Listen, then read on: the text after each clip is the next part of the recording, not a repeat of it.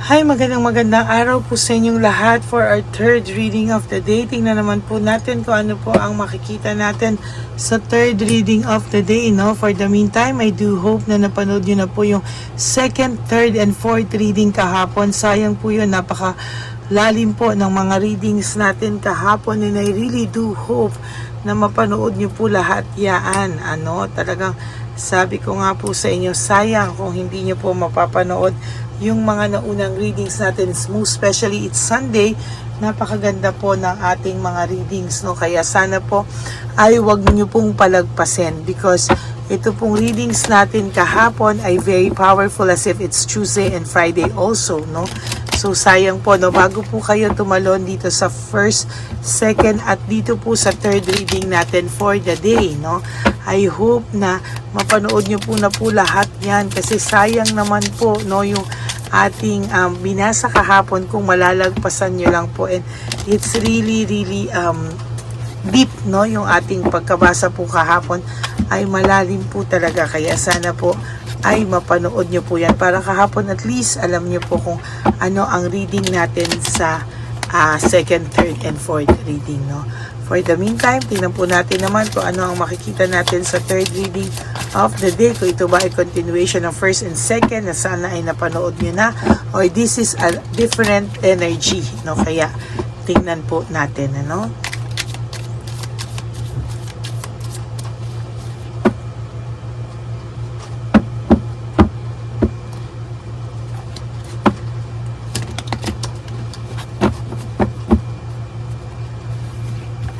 Pili po tayo ng 20 cards.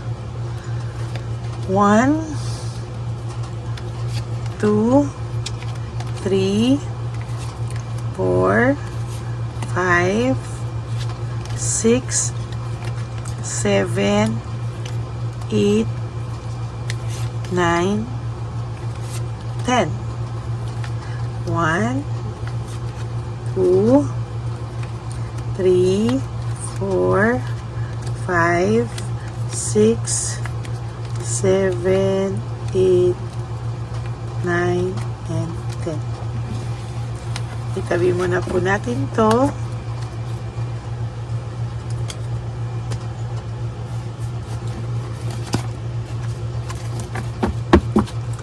At tingnan po muna natin kung ano po ang makikita natin sa ating third reading of the day today. Uy, the sun, at not in reverse, no? Ikaw po ay magiging masaya sa mga susunod na panahon sa buhay mo.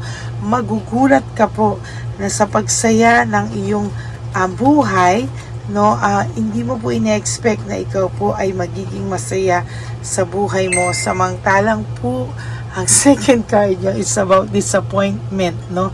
Sadness and disappointment sa inyong naging partner, no? Sa totoo lang po, sa iyong pag-ahon, siya naman po ang kanyang paglubog, no? At sa nakikita ko po dito ay hindi po magiging madali para sa kanya po, no? Yung mga susunod na panahon. The more na ikaw po ay umaahon, no? The more na ikaw po ay umaahon na, pataas na, siya naman po yung palubog, no? Sabi ko nga po sa inyo, para po itong araw na pag ikaw po ay umakyat na, meron dapat palubog, no? At sa nakikita ko po sa kanyang iba po kasi, no, pag ang tao ay talagang dumaan ka through the process, no? Talagang darating po ang araw na magiging masaya ka din, no? Which is hindi mo nga po ine-expect. Akala mo po na hindi ka nasasaya, pero sa totoo lang, there will come a time na ikagugulat mo na lang po na ikaw ay sumaya na. Tapos, dun pa lang po niya mararamdaman yung ginawa naman po niya, no? So, yung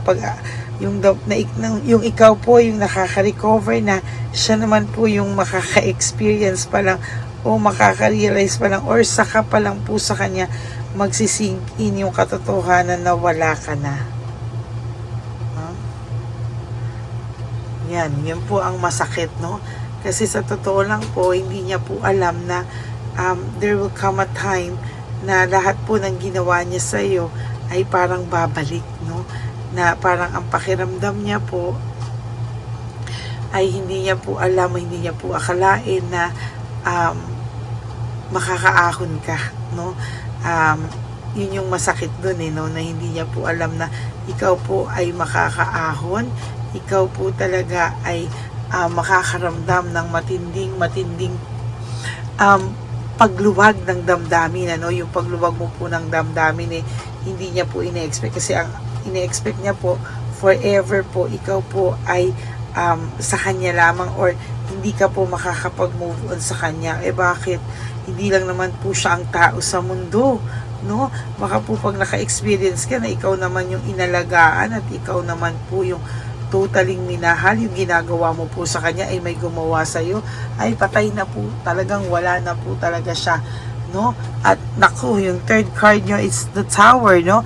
Ang mga parating po sa kanyang disaster sa buhay ay talagang aray, talaga pong aray, at talaga pong yung mundo niya po ay naging stagnant, no? The world in reverse, meaning po ng the world in reverse ay ito pong taong to ay naging stagnant, hindi na po siya nag-grow, no? Nung nawala ka po, parang yung mundo niya po ay naging stagnant, no? Nandoon na lang po talaga, no?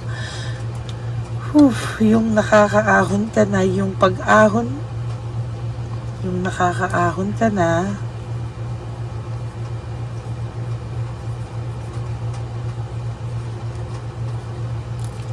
siya naman yung palubog.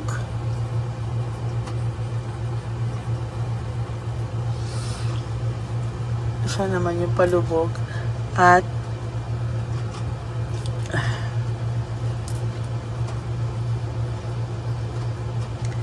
ranas ng lahat ng pinagdaanan mo.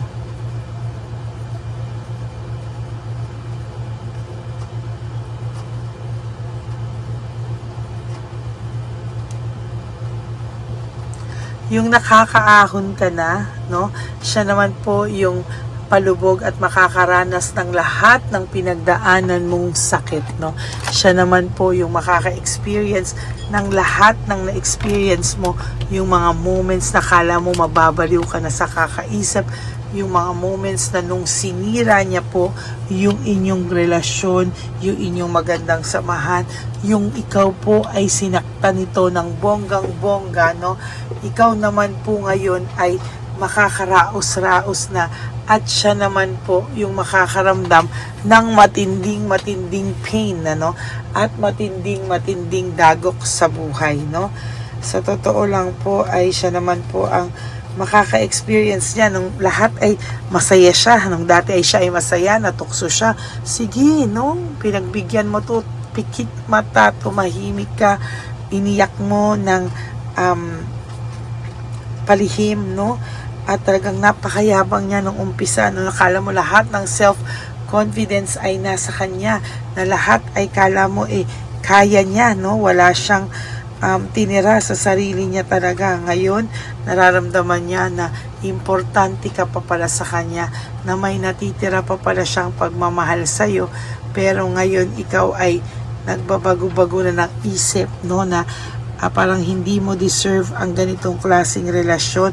You deserve yung taong mamahalin ka, na kayang ibigay yung pagmamahal at hindi ka po lolokohin, kasi sa totoo lang napakasakit naman talaga ng ginawa niya sa iyo, no? Ngayon gusto niyang umalis, magpakalayo-layo, gusto niya pong isipin na siya po ay mag-reflect, no? Bakit daw nagkaganyan yung buhay niya, at sinisi niya pa sa iyo nung umpisa. Ang kapal din po niya, no? Pinagsasaka po niya sa likod, at ngayon siya na po ang nakakaranas niyan. Talaga, sinasabi ko sa iyo, lahat po ng pinangarap niya ay bumaliktad, no? Hindi po talaga naging parang unrealized dreams, no? Hindi po na isa katuparan, no? Ang galing po na ng Tagalog ko. Hindi po niya nakasatuparan, na ikasatuparan, no? Or na fulfill, no? Lagi niya pong naiisip na yung samahan na meron kayo, yung commitment nyo po dati, at talagang ang mundo po nito ay paulit-ulit lang in reverse, no? Wheel of Fortune in reverse, yung ikot ng buhay niya po pabalik-balik lang po sa ganun, ano, sa kung ano man po ang dinadanas niya ngayon. Pakiramdam niya hindi na po siya nag-grow, pakiramdam niya po lagi siyang may problema, pakiramdam niya po para siyang minamalas-malas, and even sa financial talagang nagkamalas-malas po ito, no? And sa nakikita ko din po dito, dinisconnect niya po yung sarili niya sa lahat, no? Para pong hindi niya po alam, para ayaw niya po talagang makita siya ng mga tao, no? May talagang mataas ang pride. Dinisconnect niya po para hindi po siya makita ng tao na ganyan, no? Na namumblema sa buhay niya. And also, ito po, there is this anxiety attack, no? Siya po ay na-anxiety, na-trauma, hindi po siya nakakatulog sa gabi, at wala po siyang kagana-gana sa lahat po ng gagawin nito, no? Hindi din po siya makapag-decide sa buhay niya kung ano po ang tama niyang gagawin, kahit po anong reflection ang ginagawa niya, still hindi po niya alam, wala pa po siyang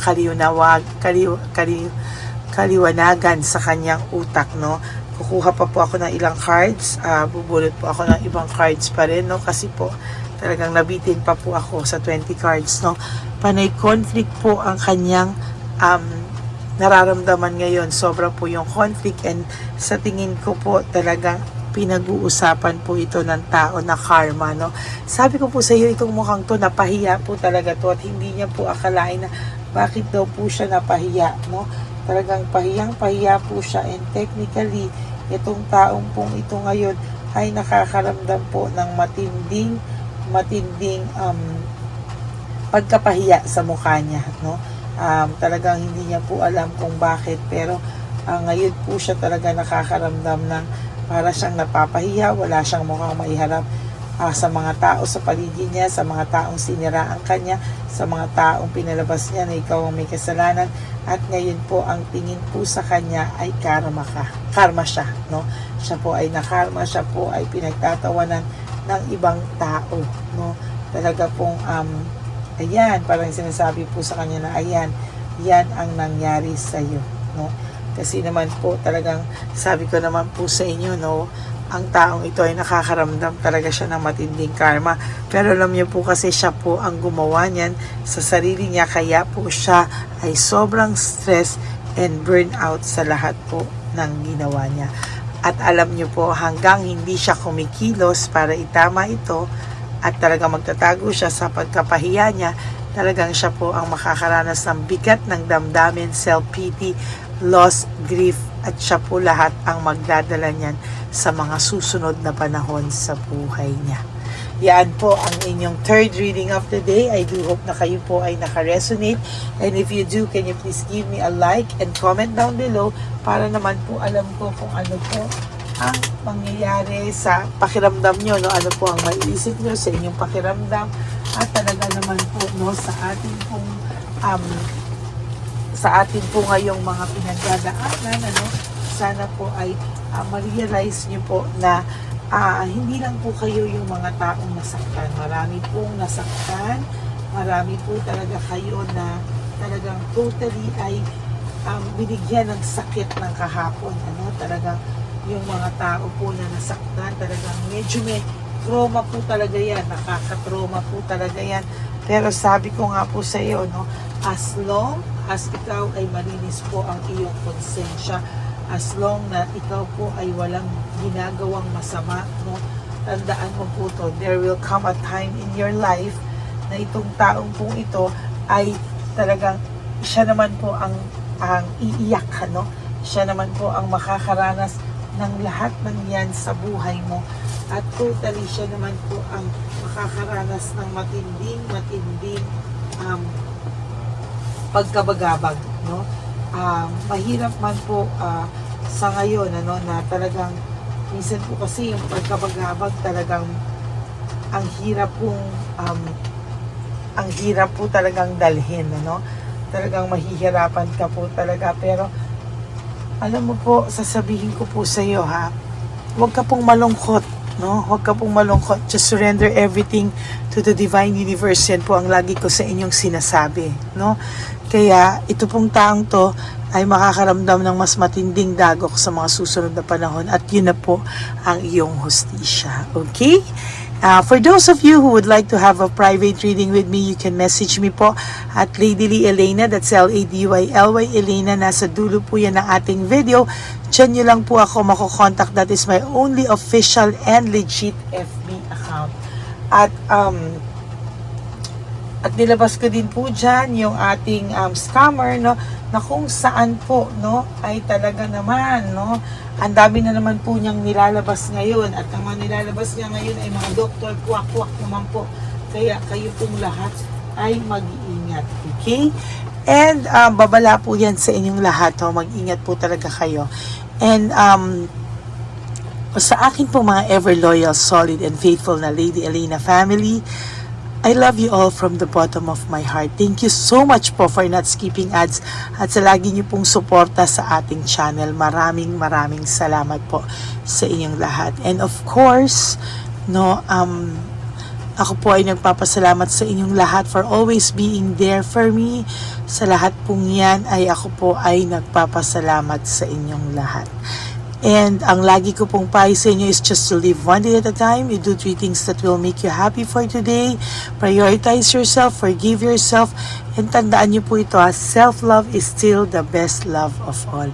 Kaya maraming salamat po dahil nakikinig kayo, no, at pilit nyo na rin pong minamahal ang inyong mga sarili, no, because self-love is still the best love of all. And be grateful po na tayo po ay buhay pa at tayo po ay may chance pang baguhin ang ating mga kasalanan sa ating mga sarili, bumawi tayo sa ating mga sarili. And also, you have to realize that life is so short. Don't make it shorter by stressing yourself from all the pains and heartaches na binigay sa inyo ng kahapon.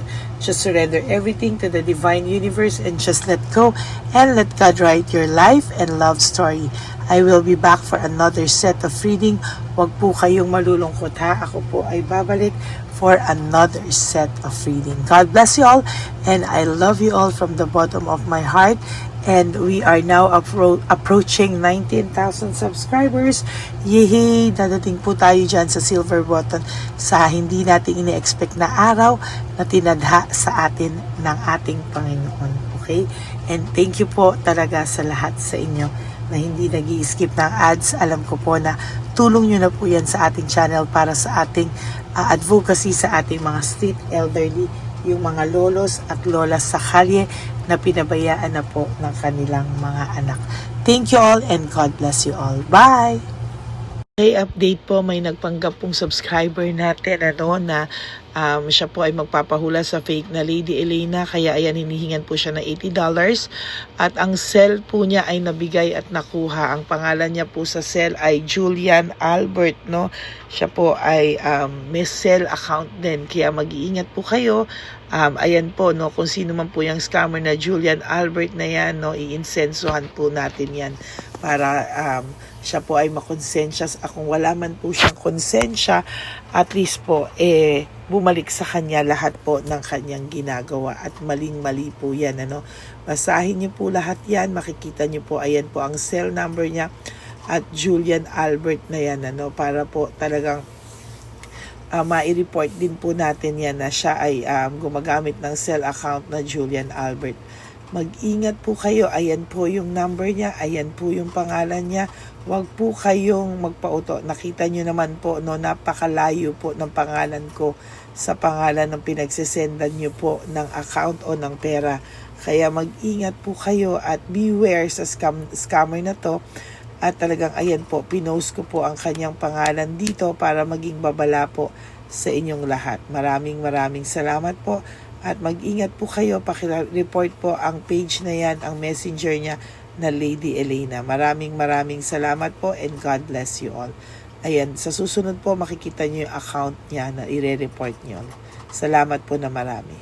Magandang gabi po ulit sa inyong lahat. Ako po ay muling nagpapaalala sa inyo na mayroon pong lumalabas sa FB at Messenger account na fake account po, no, nang hihingi po ng $25 through PayPal at hindi po yan totoo.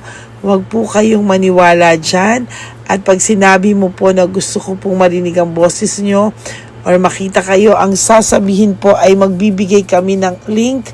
Buksan mo yan at pagkatapos ay makikita mo ako. Huwag po kayong maniniwala dahil yan po ay hindi totoo.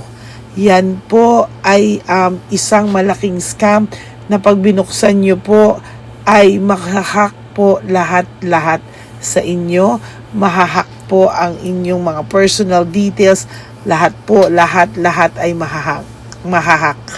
Ako po ay nalulungkot na ito po ay nangyari, ngunit sa talagang may mga tao pong masasama at may mga tao po talagang hindi makatiis na hindi gumawa ng masama sa ibang tao. Pero maging aware po sana kayo, tulungan nyo po ako, i-report po natin yung fake na yan at sa FB para siya po ay mawala na at wala na po siyang mabiktima pa, no? Nandyan po lahat ng details at maraming salamat po sa inyong lahat. Maraming salamat po sa inyong lahat at mag-iingat po kayo.